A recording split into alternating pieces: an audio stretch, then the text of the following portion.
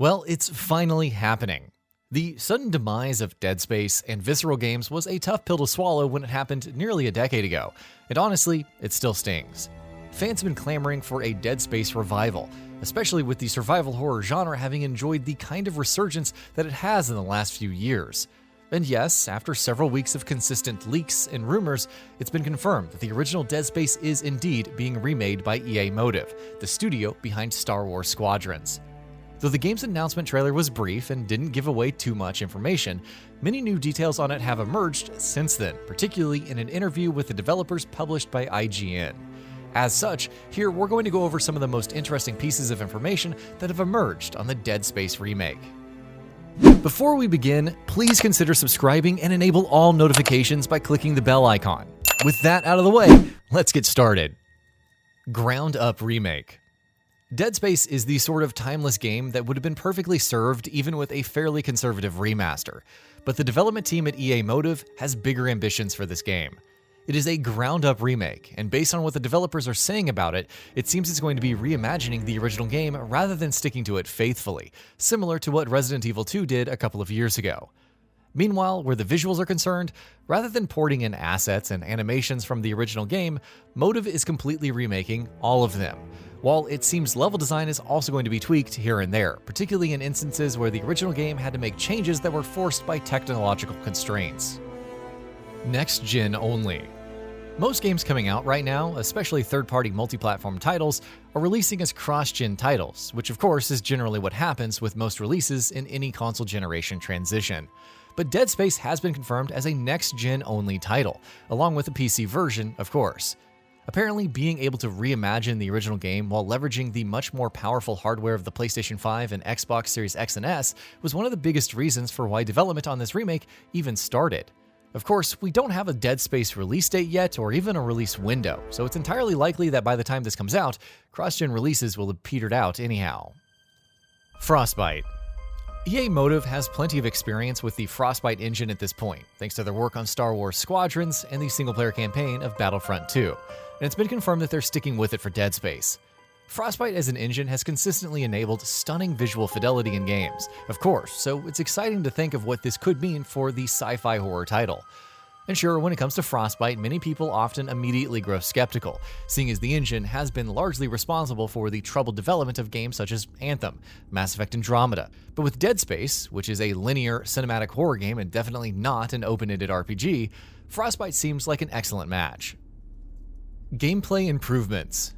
Of course, being more of a reimagining than a straight remake, Dead Space isn't just going to limit its improvements and enhancements to the surface-level stuff. Motive is promising plenty of gameplay improvements as well.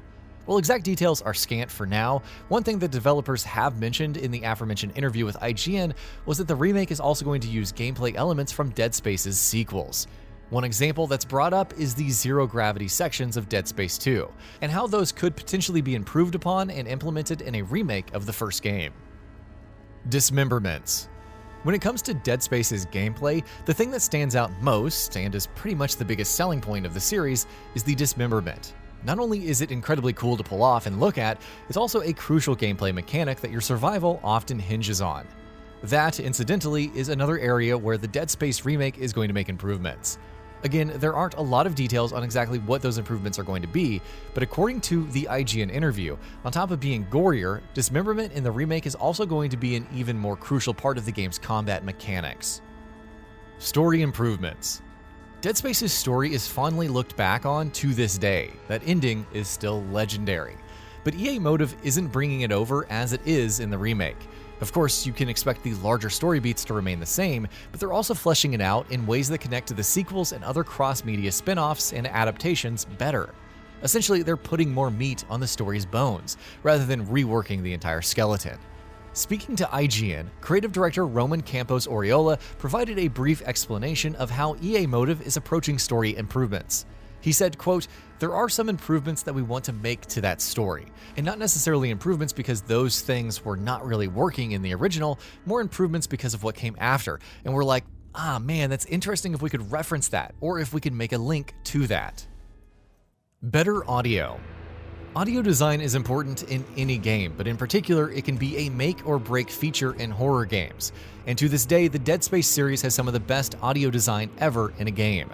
It's crucial to the experience and heightens the atmosphere drastically.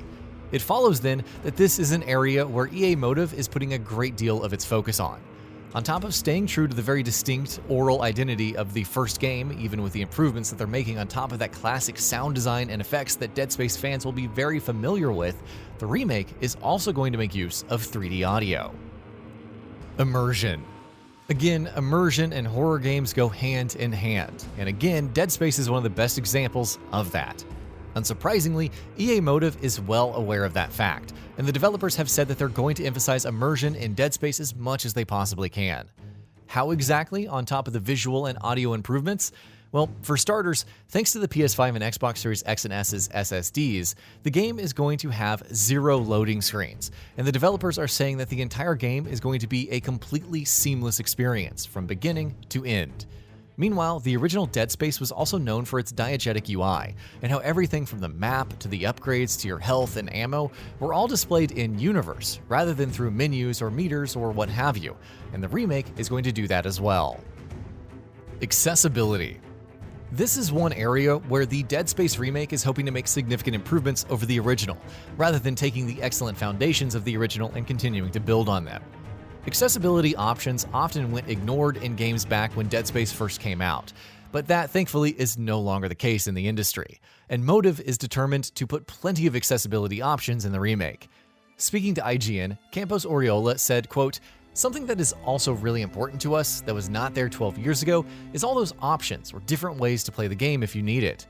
All those elements of accessibility will definitely be something important for us in terms of opening the Dead Space experience to a broader set of people that didn't necessarily have the opportunity or could play the game when it came out." No microtransactions. Remember when EA put microtransactions in Dead Space 3? Yeah, that sucked. Fortunately, it seems like the folks at EA Motive know that. It's been confirmed that there are going to be no microtransactions in the Dead Space remake. And apparently, it's also not going to be one of those games that don't have microtransactions at launch, but sneakily add them in later anyway. No, senior producer Phil Ducharme has adamantly told IGN that microtransactions will, quote, never be added into the game. We've seen EA cut out microtransactions entirely from a couple of games in recent years, including Star Wars Jedi Fallen Order and Motive's own Star Wars Squadrons, so it's good to see that they have some sense to not use that monetization model in a game where it just doesn't belong. And with that, we reached the end of the video. Have anything to say? Let us know in the comments below. Also, we upload new videos every single day on Gaming Bolt, so please consider subscribing as it really helps us out. Thanks for watching.